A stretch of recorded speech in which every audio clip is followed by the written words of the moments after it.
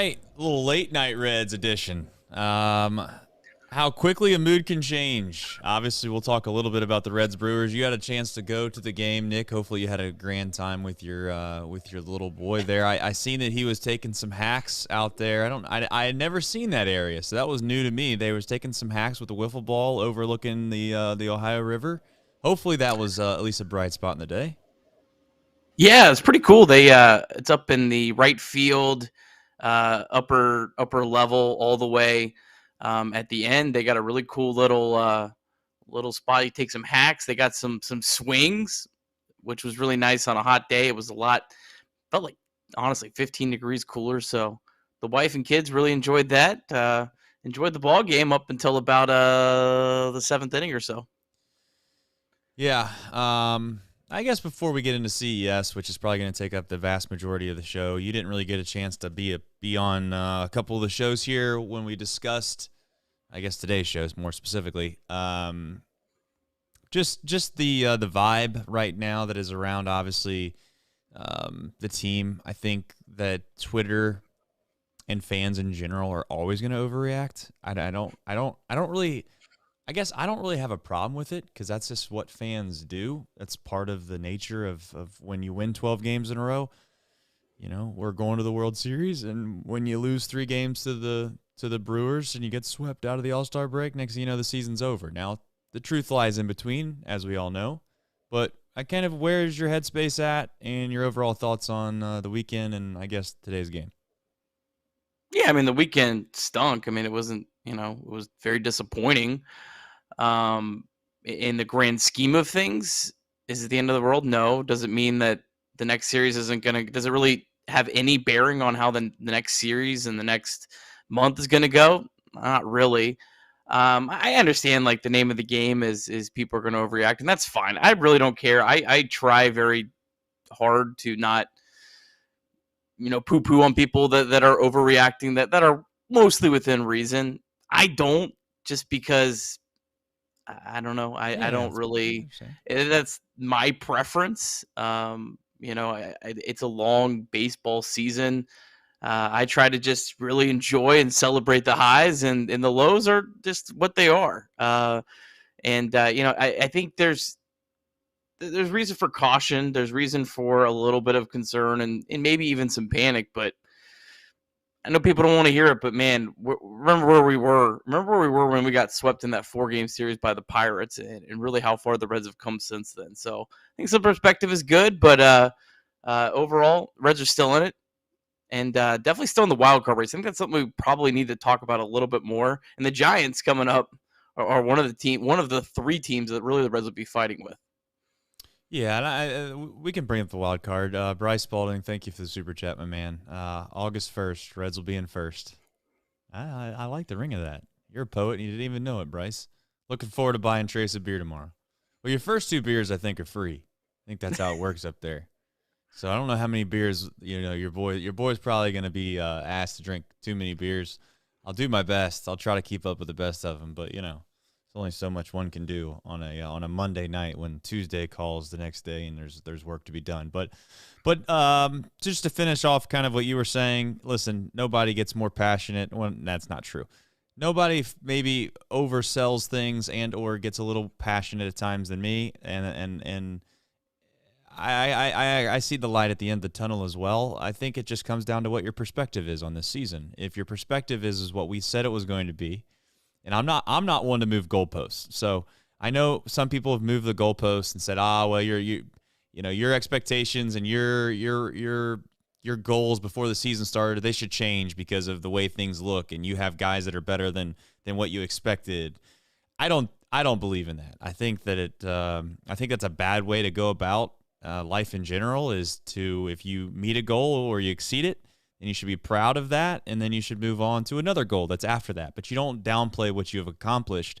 I think that it reminds me of a bad sales manager almost. Like, you bust your butt and you meet quota, and then they're like, well, if you're that talented to sell this many machines, you should sell more. It's like, I mean, come on, man. At some point, like, just be proud of where you're at. So I do harpen back to the idea that we had mentioned before, and this is probably why I'm most excited about CES coming up, is that we want to see what we have. I'd love an opportunity to see what we have at full tilt for as long as we can. And the fact that we've, maybe it's a little bit lucky. I think it's fair to say that we've been a little fortunate this year, to where we've ran into some wins and we've found production out of guys that maybe they're not really that good. The back of their baseball card at the end of their career isn't really what it's going to look like in the first half of this season. All of those things can be true, Nick. So I'm trying to keep a relatively optimistic outlook on this, and I think most Reds fans probably are in the same boat as us. But I also think it's reasonable to be frustrated as well. I think that you could have both things be true. So CES to the show, baby. Man, CES on Chatterbox night. What a time to be alive. The only thing that could make this night even better, and I know that it's a little bit of a joke, but I mean it and sincerely, is if Dreamweaver was throwing. If Dreamweaver was throwing and CES was making his debut, it would have been an all-time night. But we're stuck with CES, and I don't think that's a bad gift. So I don't know how excited you are. I know Ellie was the golden debut for you. I guess where are you at with CES and your overall thoughts on just the news? Were you surprised by the news? Yeah, a little bit. I mean, I'm not gonna lie. The thought had crossed my mind when I was driving back. I was like, well, kind of wonder if the series just went so bad they might just say, hey, the hell with it, let's call them up. I'm not sure if that's it. We'll get to that part in a little bit, so I don't want to jump too far ahead. But he's just I can't ever remember a situation like this, Trace, where you had a player that has performed this well that you could make a reasonable case there wasn't a spot for him. And I know everyone likes to poo-poo on that, but I think if we're really looking at this rationally, it was difficult, especially before some other guys really started struggling, to really find a spot for him in the lineup. It's just such a strange situation, but CES, he's had an incredible year. And I don't know if we made enough of this, Trace. I know I said this about Matt McClain. I know you really hated it. I said this, but I'm going to say this about CES because CES went through his slump in AAA. He did. Look at the splits for the months. April, 1,400 OPS. May, 1,100 OPS. June wasn't terrible, 845 OPS. But back in July, he's hitting 370, 453 on base percentage. That's a 1150 OPS. So he even kind of struggled for him a little bit, and he's gotten better as the year's gone on. And I think what he's done lately is more sustainable than what he did earlier in the year. Because what he was doing earlier in the year, he was hitting the hell out of the ball, but he was not walking. And that is just not a recipe for, I think, most players to be successful. There's a few outliners for sure, but what he's done lately, I mean, just look at these numbers here, Trace. So in May, he walked 9 times. He struck out 34 times. June, 16 walks, 20 strikeouts. July, 7 walks, 10 strikeouts. He's significantly improved that part of his game, which is, I think, going to make him a much, much more prepared hitter than he would have been if you had called him up back in May. Could you have called him up in May and he'd been successful? Yeah, maybe. But I think now you're giving him a much better chance. Yeah. It's nice to see that he struggled with an 870 OPS. I mean, I don't know, man. I mean, sometimes don't you just watch players and you think, man, look at that guy's approach. Look at the power that guy's got. I mean, that guy just took a somewhat off-balance swing on a breaking ball and hit it to the warning track in right center. There are times, and Bryce is obviously in the chat. Bryce has mentioned this. There's not many times where you have an 80 grade on one of your tools, and he has legit 80 grade power. This guy, again, he might struggle, and I also want to state, and I think that you probably feel the same way, and many people feel the same way. This isn't the savior for the Reds. This isn't a guy that we're gonna bring up and somehow he's gonna make this offense infinitely better. He's only one hitter in a lineup of 9, and it is a team game. It's going to require multiple people to probably get hot for this Reds offense to look like the old Reds offense. And I think it's probably going to happen. Okay, Jonathan India, as much as I crushed him the other night, I mean, he can't possibly be this bad for the rest of the year. It's just impossible, largely because he's proven over a little bit of time that he's not this bad. Okay. And I like to think Spencer Steer is not going to go 1 for 25 or whatever. I mean, these things are all going to come to a head. Hopefully we relax, and I say we relax as in like we don't let the past start to affect the future, and that's easier said than done when you play baseball. Baseball is a absolute mental grind, and it can wear on you, and I'm worried about that a little bit for this Reds offense because they've not done it before, so we'll see how it goes. But CES, to be clear, he should not be like held responsible to a certain extent for this Reds offense, one. And two, it is just absolutely ridiculous what Matt McLain did when he came up. People are always going to point to these rookies and like, look at what these rookies did. And they did, Nick. Like, if it wasn't for Matt McLain, I don't think the Reds probably go on the type of run they went on. If it wasn't for Ellie coming up, they wouldn't have gone on the way they've gone. Andrew Abbott comes up, and he looks like a Cy Young winner for the first 3 or 4 games he throws. This stuff isn't, like, normal.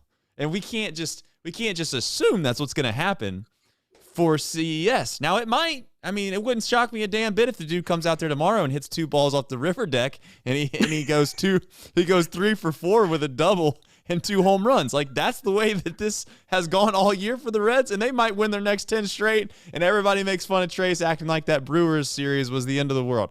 I hope that happens, but I'm just excited more or less that we get to see our guys, and we kind of get to see what we have going into the next year, because like it or not, Joey Votto's option's not getting picked up. It's not. I love Joey Votto, but he's not getting picked up, so CES is a part of the future. And I'd like to see what we have, going into next year, as long as we can get it. And thank you to Nick Krall for not giving up on this. Not that he was going to, but not giving up on this rebuild and thinking that somehow he could go out and make some move and trade CES and parlay some great trade into another great trade and look like a smart guy when maybe we should just hold tight and see how this all goes. So. Your thoughts on CES, maybe, and before we get to this corresponding move, if there is any? Well, yeah. First off, tough matchup tomorrow. Logan Webb, one really good right-handed pitcher. He's got a 3.14 ERA. He has got an ERA under 3 point something. 3.8 for his career, I think. Yeah, but and that includes his first 2 seasons that weren't very good. So since 2021, he's been an elite pitcher. So I think that's probably part of the reason you're seeing CES up.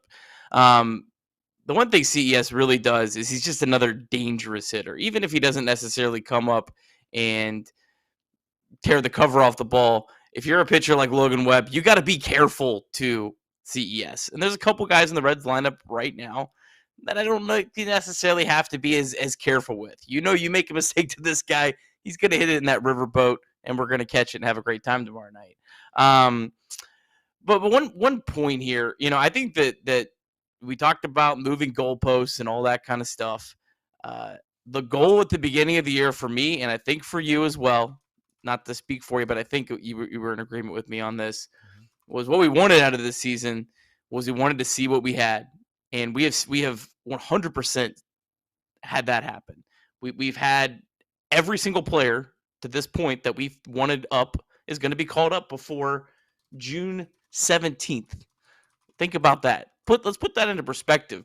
The fact that Matt McLain, Ellie De La Cruz, Christian Encarnacion-Strand, and Andrew Abbott all performed well enough just to get to the major leagues, not even to say what they've done, and then he also added Spencer Steer in the mix, who was still a rookie. That in itself is incredible. That has set the Reds up for, I think, some significant success in the future. And I think we have a better idea of where we're at now. But yeah, it's exciting to see CES, and some tough moves are going to have to be made.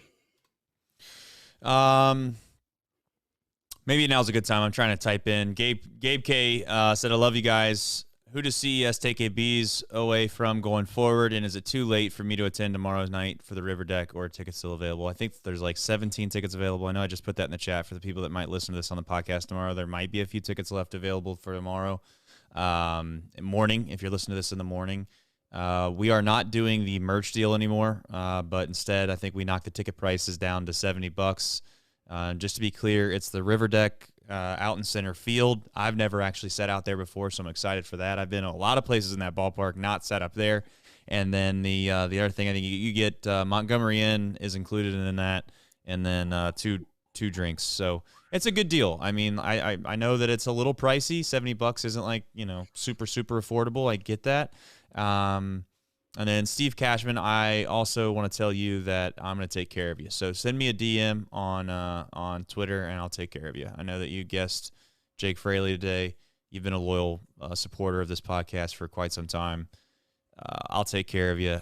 I'm still need to do the drawing for those that might be listening that got Jake Fraley right. That's fine. I'll still do the drawing.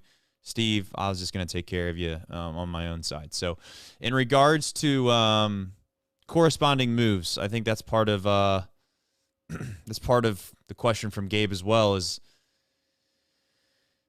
I don't know. This is all speculative. I don't know. It wouldn't shock me if there's trade. Food is included. Yes, Montgomery Inn food is included, and two drinks. That's my last thing on the Chatterbox night. So I wouldn't shock me if there was a trade. Like I told you, maybe I'm overthinking this. Maybe it's just somebody going down. Maybe somebody's hurt, but they don't bring CES up if there's a minor injury that they thought they were going to bring somebody back and then they were going to have an issue with CES playing, right? So that's where I feel like this is a little more of like a long-term decision than just like you're just shuffling guys up and down. This isn't Stuart Fairchild, in my opinion. I could be wrong, but fairly confident in saying this isn't a Stuart Fairchild situation where he gets called up, 2 or 3 weeks go by. You can make the argument Stuart Fairchild decides or deserves to still be there based off of his play, which I still believe that. Then he gets sent back down. CES is not getting sent back down. He's just not. Obviously if he struggles mightily, yes. But Nick, do you have a guess? I'm going to go with, I don't know. It seems like injury is always the answer here, but it would just be lying. I'd actually like for there to be a trade so we could just stop worrying about all this stuff. Like, that'd be kind of cool. I don't think it's a trade just because I doesn't seem like that would be the way the Reds would operate to let this leak out. Because, I mean, the Reds knew when they scratched him this was going to leak out, right? They knew when he got scratched for Louisville it would leak out. I just can't see it being a trade and them already. I feel like they would have been a little bit more cautious on how this happened. Just my opinion. I could be wrong on that. I think the most likely situation is there is an injury that we don't know about. Could even be a phantom IL to create a spot. This is maybe the one best thing about Reds Twitter in an overall pretty dark day for Reds Twitter today. Agitosaurus Rex, one of the best follows on Twitter. I tell you what, this is incredible reporting on Twitter.com. He said Kirk Casale was at the Reds Hall of Fame gala tonight. And so if you're DFAing Kirk Casale, is he really at the Hall of Fame gala on a Sunday night? So I love that. That is incredible reporting on the Bluebird app. So great work there. My first thing is an injury. Then if not, I don't see why you would send down Senzel or Newman, because even with CES, there's still enough spots in the lineup against left-handed pitching. That is not the issue with getting CES into the lineup. Remember, Joey Votto started the last game against a left-handed pitcher. I'm not going down that road, but you know my thoughts on that. I do. Today, the Reds didn't pinch hit for Jake Fraley or Joey Votto against a left-handed pitcher. So there's room even with all of those guys. Newman, of course, didn't play in this entire series. Yeah. Now, granted, there wasn't a whole lot of there's only one left. There's only one left yet of the bullpen. But could he be banged up? Could he be banged up? And they said, hey, Kevin, we love you. We're going to keep paying you. Take 2 weeks off. We'll see where we're at here when we get closer to the trade. I don't know. It could also just be a spot where the Reds said, hey, you know what? CES has done everything he can do at AAA. Even if we can only play him 4 or 5 times in the big leagues, We're kind of weighing our options here, and we don't think that that's going to hurt his development. But I do, and I know I'm long-winded here, so I apologize. No, keep it going. I like it. But my only small concern with this is Juan Yepes of the Cardinals. Good player to kind of look at. Kind of similar minor league numbers to CES. Just a masher. He got called up, didn't have a home, kind of was, playing 3, 4, 5 times a week. They played him out in the outfield. They played him all over the place. And his career has not gone well. And I hope that wouldn't happen here. I don't think that's going to happen here. I don't think the Reds are going to play him in the outfield. I'm not even sure the Reds are going to play him very much, if at all, at third base. I was looking this up before we went live. CES has only played outside of first base one time in the last 15 games, and that was at third base. So it seems to me like he's probably first base DH exclusive, and they're going to move everyone else out around him. I don't know. If there's no one hurt out of the core 8 players, I think you're just seeing guys getting rotating days off. Not the end of the world. A lot of these guys look kind of tired at times anyways, so I don't know. I hope that doesn't create a problem, though. I don't think it'll create a problem. I also know, and I say no, I would be highly shocked if CES plays anywhere outside of first base and DH. Spencer Steer can play third base. There's no really reason in my mind to ever consider putting CES at third base. There's too many other guys that can play that position better than he can, that can slide around and rotate around to make it to where you don't have to put him at third. So as far as putting him in the outfield, I've seen enough of that shit. I'll be honest. I'm about sick and tired of seeing guys miss track balls, spin around, looking like the damn 3-ring Barnum and Bailey circus out there. If we want to sit here and act like, everybody and their mom can come up and play outfield, and it's just not true. It's not true. I'm not saying that it can't be done. And every single time I hear it, they're like, well, do you see Fernando Tatis? Yeah. Fernando Tatis Jr., like one of the best athletes, best players in all of Major League Baseball. Yeah, he can do it. That's cool. Could Ellie De La Cruz do it? He probably could. But, let's not just act like CES, and I'm not trying to make fun of CES and his athleticism, but let's not act like CES can go out and play a corner outfield spot and it all work out. So that's the end of that. He is sneaky. He is sneaky fast, though. He's a lot faster than I think you. And that's gonna throw a lot of people off when they see this guy leg out a double. They're like, "Hey, whoa, that guy can move."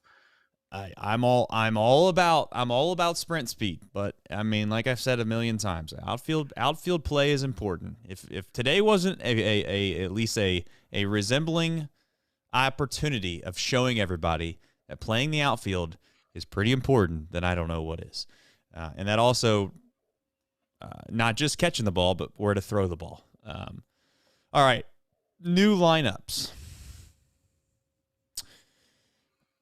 You want to play a game? You want to play a game? Predict tomorrow's lineup? Nah, you were going to do the whole lineup. Let's do something really simple for the chat and for you right now. We'll have some fun with this. We'll see what the audience thinks as well. What spot in the lineup does CES hit tomorrow? Let's ask the chat too. Sorry to pull. What spot? If David Bell doesn't start him tomorrow, I'm gonna be mad because this is my one chance, man. David, come on, man. I have been a loyal son to you, sir. If he doesn't start tomorrow, then this poll counts for when he does start. If he pinch hits for some guy in the 6th hole, that doesn't count. Okay? So, what spot does CES hit? 5th. When starts? 5th. I think gonna keep the same lineup. 4th, 5th, 6th. I'm gonna put 7 through 9 because what's it matter? I think we're gonna keep the same lineup, Trace. So Friedel, McLean, Fraley, De La Cruz, CES, Votto. I think India's going to be batting 7th. I think Steer will be the odd man out tomorrow. This is assuming there's someone that's not injured, which I think is a very likely possibility. But we just have to assume for the sake of this. I think Steer gets the day out, the first day off tomorrow. Then it's Stevenson, Benson, or if they decide someone else for Stevenson, but you get the point. That's my guess. Yeah. There's no way he hits 1 through 3, correct? No, I don't think so. I mean, Jake Fraley hit a homer today. I mean, I think Matt McLean looked great today. It also goes back to what you always unless say. he's completely shaking up the lineup, and I wouldn't be against it. And moving Elly De La Cruz first, then you can see him fourth. Ellie's got to put the ball in play a little bit more. Yeah, that's true. That's true. He's got to. And, as much as I, do love Elly, he's got to play a little bit better. And I think he will. I'm not really going to be all that overly critical about many of these rookies. So I don't think I don't think it's fair to be too critical of these rookies this year. Are you fifth? I think he'll hit sixth. Ooh, okay. I think David Bell is going to try to put him in a position that he doesn't feel like there's a lot of pressure on him. So I think when you hit sixth, you're kind of towards the end of that, what I would call run of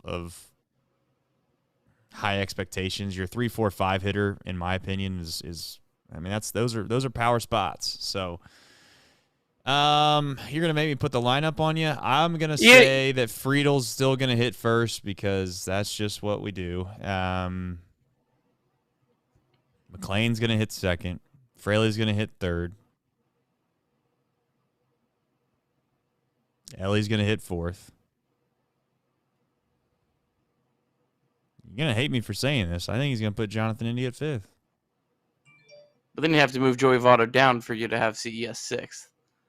I can't see him moving Joey Votto down. Well, that was why I had him fifth. See, that's why it's kind of hard. You don't think okay, yeah, you're probably right. Well, then okay. Then I can be convinced that I still think he'll hit fifth. I still think he's going to hit sixth. They're gonna put either Joey Votto or Jonathan India in the 5 spot, and then they'll flip flop them. And I think it's probably gonna be Joey Votto. I take that back. Joey Votto, CES, India, whoever else. Then at that point. So who do you think gets the day off? I think Steer will get the day off. Yeah, kind of stinks. Didn't he actually hit a couple balls hard today? Yeah, he didn't just hit one ball hard today. He hit a couple balls hard. So. India also had a hit today, so it would be the most David Bell move to sit Elly tomorrow. What did that?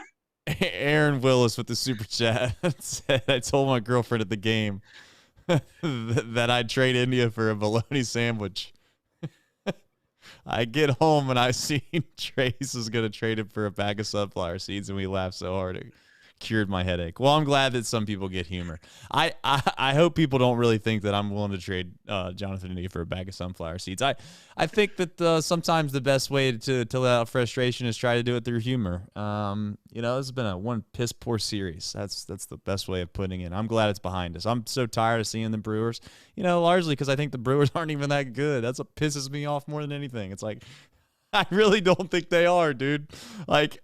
Maybe that's saying a lot about the Reds, but I feel like if the Brewers get into any kind of playoff series with somebody worth a damn, they're gonna get their brains beat in, and maybe the Reds will too. So I should probably stop talking. So anyway, it would be the most Brewers thing for them to come into Cincinnati and sweep and then just have a terrible week. I feel like that's completely on the table. I feel like they could go 2-4 this week, and it wouldn't shock me in the least bit. Yeah. Listen, this is a big series against the Giants, largely not just because of the wild card. It's more or less we're on the teeter-totter of sliding hard or just kind of getting our footing back underneath us and keep it moving. Aaron Willis said, "Best podcast in the industry by far. Your guys' takes are spot on." I don't know about that always, but I do appreciate that, Aaron. # fellow Hamiltonian. Hell yeah. Go Hamilton. I don't know, man. This is a weird spot that we find ourselves in as Reds fans, because I think that you can be greedy, and I think that you could also be realistic, or you could be super optimistic, and you're not wrong on either way. I think you could be right there. I just really hope that some of these guys and I've been hoping this for a while now. I just hope that when we look back on it at the end of this year, I'm not saying that all the guys in the first half have to be the players that they were in the first half on the back of their baseball card, but I would really be so disappointed if Spencer Steer ends up being like a lifetime 260 hitter and he just had one hell of a first half for the Reds in 2023. And that's the scary part about all this. And I'm not trying to be pessimistic about it, Nick. I'm just saying that's on the table. As much as we want to put some of these guys in the not that we want to put them in the Hall of Fame, but as much as we want to act like these guys are going to be perennial, vying for a spot in the All-Star game type players, they could also be, average to below average Major League Baseball players too. I don't believe that with McLean. I'll be very clear about that. I don't believe that with Ellie. I'm not saying I don't believe that with Spencer totally, but Spencer is one of the few guys that I would be like, okay, I'm not sold yet one way or the other. And he could be argued, to be clear, the team's MVP for the first half. So I'm not downplaying what he's done. He's an unbelievable player so far for us. And but that's the truth. Yeah, and I mean, you look no further than Jonathan India. I mean, a guy that I think everyone thought 2 years ago was going to be a perennial all-star. I don't think Jonathan India's career is toast. I think he could still be a valuable player, either for the Reds or someone else. But we certainly overvalued him in 2021 for what his long-term future is. I don't think even the most loyal India supporter would say that his stock has definitely gone down quite a bit. And that's why I'm not in the business of being in a rush to trade prospects because, hey, everyone's blocked. There's so many players. You don't know how everything's going to play out here. And that's why players that aren't actively blocked, I don't think you need to be in a rush to trade them until you are kind of a little bit more forced to, or it's a deal that just really, really makes sense. I don't buy into the blocked players that are not ready for the big leagues and feeling you need to move them. The guys who maybe you should be moving right now are guys like Jose Barrero. That's the kind of player. That's the kind of player you should be looking to move, not Edwin Arroyo. Correct, in my opinion. Yeah, and to put the old clear caveat on there, the old asterisk, the old law firm boilerplate language at the bottom of the page, Nick, is always it all depends on what you get back. We've said that a billion times. So if 100%. somebody wants to give up a bunch of top prospects for Edwin Arroyo, then sure, we'll trade him too. Nobody's off limits, man. I mean, nobody's off limits. Simple as that. Except maybe Ellie. Even Ellie. You're gonna have to bring in a whole. I could come up with something for Ellie. Roster. Yeah, I could come up with something for Ellie. We get the first round pick for the next 15 years, and we get their top 10 prospects in their organization. I think we could maybe make that. And a bag of sunflower seeds. That's right. Big sunflower seeds too. David's isn't terrible, but I gotta be. I think David's has gotten passed by Biggs. I do. I know David's has been the long.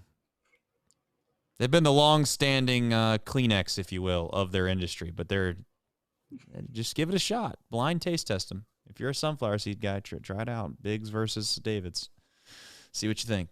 All right. Any final other thoughts before we get into tomorrow? Tomorrow's a unique day, as we've talked about it a billion times. But we'll kind of talk about what tomorrow looks like, and then what to expect if you are going to the game, and if you aren't going to the game or you have not. I'll say if you aren't going to the game, but if you're considering going to the game, I'll be very clear one last time on what you get. And Nick, you are going to be there.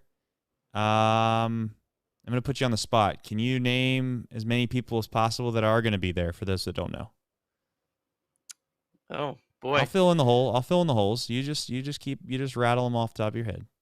Well, Big League Paul. That's right. The whole C-Box staff going? E-Train? E-Train is out of town. He is working. What? Yeah, I know. I haven't got to meet the zebra. I'm disappointed. You're talking about that E-Train now. Now, see, I go by Zebra in Elliott. I don't think of E-Train as in that E-Train. Now, Elliott might be super disappointed in that, but that's just the way that my life's gone. I knew a different E-Train before that E-Train. So Okay, zebra's there. Confirmed. The zebra is there, baby. All right, I'm back in. All right. Bryce is going. Yes, Bryce is going. Sean Spurlock's going. Yeah. The famous. I don't know who else is going. My wife's going. She is. Yeah. So please Tracy don't embarrass Jones, me too much, folks. Tracy Jones. Oh, Thom Brennaman. Thom Brennaman. Yeah. Mo Egger. Ooh. Mo Egger will be there. This is where I probably shouldn't have done this because now I'm going to forget some people that are pretty damn important that I Jacob. The whole C-Box staff. I thought we already did this. Jacob. I'm not going to sit here and list all of our guys.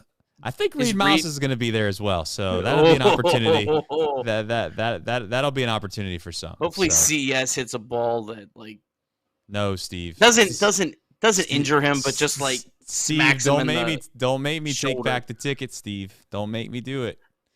All right, but otherwise, if you're not going, the opportunity to go is still present. I believe there's a handful of tickets left, 12, 13, 14, 15 tickets or something along those lines. Go to chatterboxsports.com, click on store. You can get the ticket. We're losing money off of it, by the way, but I want people to go, so I don't want it to feel like it's an overpriced thing. I think it was $100 a ticket is what it cost us to get in. I got it discounted down to $70 just for the last 20 tickets, and that's that. So this chat is something else. I'm trying to keep my focus at this point. Chat's off the rails. Late night Reds, not ideal. Not ideal. Yo boy Pop Tart, that's not true. So, anyways, is there anything left to discuss before we get off on here? I appreciate everybody coming in here. Coming in here, by the way, in mass numbers at 11:39 Eastern. The people love CES. Reds fans love prospects, and it's great to see because I felt like last year they didn't. But, man, the times have turned, and they've been beautiful. No, look, this is exciting, man. Just take this for what it is. Rewind back to 3 months ago. We weren't sure when or if we'd see some of these guys this year, and we are going to see Ellie De La Cruz, Matt McLean, Andrew Abbott, Christian Encarnacion-Strand, all here by mid-July. And that's awesome. It's great for the organization going forward. Whatever happens this year, to me, is gravy. It's fine if you don't agree with that. But the future of the Cincinnati Reds is bright as hell. I think that is a very, very, very valid statement you made. I think there are times where this is it's incredibly tough to be patient when you've waited 30 years for something. I'm not naive to that. I understand that. I really do. I don't think that I don't think it's maybe it is unrealistic to expect great things from this team this year. But I don't think that it's malpractice to have some frustration when you get excited and you start to maybe feel something that you haven't felt in a long time. And let's face it, this team is the longest tenured franchise that hasn't won a damn playoff game in whatever it's been. It's been a long, long time. When I say playoff game, a playoff series. They're the last franchise left. So we'll see how it goes for the rest of the year. But tomorrow, I appreciate everybody coming that'll be there. I will happily hang out, say hi. Obviously, you'll be there with me. Say hi to Nick. Say hi to whoever the hell you want to say hi to. How about that? And then on top of that, we'll be back better than ever. Tomorrow, who is going to be covering the we're going to try to come in hot, I'm sure. There's no doubt about it. I'm sure we're going to come in with a link if we can. But tomorrow, we are not stopping. Me and Nick won't be in our traditional place because we're going to be at the game, but we do have replacements, right? Yeah. Clay Snowden and Shane Ian will be in the anchor desks co-hosting the show. Those guys are awesome. We've had a host of people that have helped us stay afloat this year so we can keep this grind, have shows up after every game, and couldn't do without them. So, Trace, you know what? In honor of and offensively, I think we need to give CES the PSC treatment. I love that. You know what's funny about John? John with Deep South Commodities sent me a message today. It was like 20 minutes before the game was over. I think John was pissed off with the rest of us. John sent me an email right before, listen to me now, right before the game was over, and he said, "Man, if the Reds don't win, you don't have to do the ad read." He doesn't want his name attached to it. I don't know if they thought if they were a part of the losing streak, and that's not the case at all. Obviously, that has nothing to do with any of it. But I got that email, and I'll be completely honest. It made me laugh. I thought it was hilarious. Do you have the ad read in front of you, Nick, or you want me to pull this up real time? I'll do it real time. I don't have it. I was gonna do the whole ad read. I was gonna say CES is deep fly certified. That he is. That he is. I'm gonna pull this up because I feel like I have to at this point. Why not? Let's just do it. All right, you ready for it? The deep drive of the day is sponsored by Deep South Commodities. Who was the Deep South drive of the game? I already have that in there, by the way. I don't know if you have singular up, but go ahead and put it on there because it is the Jake Fraley bomb.com out to right center field. 100 mile an hour off the bat, 398 feet. Holler for your boy Jake Fraley. Some call him Rake Fraley. But DSC is a leader. They are a leader in renewable commodities for biofuel production, specializing in used cooking oil collections, aggregation, and sales. Visit www.deepsouthcommodities.com for more information. So thank you to John. We're doing the damn ad read. You were a part of it. You got nothing to do with the fact that this team can't hit water if they fell out of a boat. But Jake Fraley did hit something. So shout out to Jake Fraley. All right. Tomorrow, I look forward to seeing a lot of you. If I'm not going to see you tomorrow, that doesn't mean I don't love you. But it won't probably be the fact that I won't be able to talk to you tomorrow. So there's that. Until next time, Nick, thank you for jumping on this late night Reds edition of Chatterbox Reds. Your internet held through all the way to the end. Got a little choppy there at the very end. Got a little dicey. On the very, very, very, very last part of it. But he figured it out. He found a way. He survived in advance. And that's what this Reds team is going to do. They're going to survive in advance, baby. We're going to be back better than ever to play the Giants tomorrow. And we're going to win. We're going to win. CES. Only way we win is if you hit the like button, damn it. You know how this works. If you're here at 11:45 on a Sunday night, you know the deal. Hit the like button, man. If we don't get to 150 likes on this show, I'm going to be severely disappointed. We know the drill.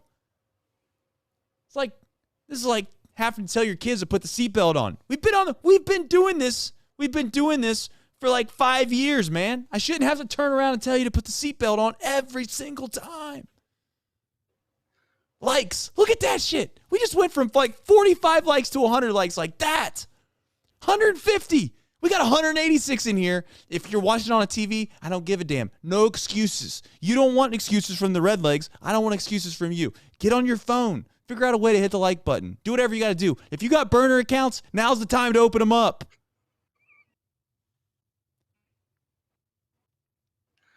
I can't tell you how much I love the fact that you guys watch this show. And it's a dumb show. It's a really dumb show. Nick makes it somewhat intelligent. I make it really dumb. So I just want to tell you again, I told you a billion times, I'm going to tell you again. This is an elite chat. And it's also an elite community. Steve, you better send me a DM. If you're a loyal, this isn't a promise. If you're one of the OGs, I'm talking about the people that were watching this damn show when we had like 30 people on opening day. We had like 35 people after we lost to the Pirates in a 4-game sweep, I think. If you're one of those people, send me a DM on Twitter. I'll do my best. I can't promise you anything, but I'll do my best. Okay? Much love to you. Take care. Nick, you got any final parting thoughts before we call it a night and we release this podcast? CES, CES, CES, CES. You can't keep it going until the end of the show. I bet you can't. Let's see it. I bet you can't do that. CES, CES, CES, CES, CES, CES.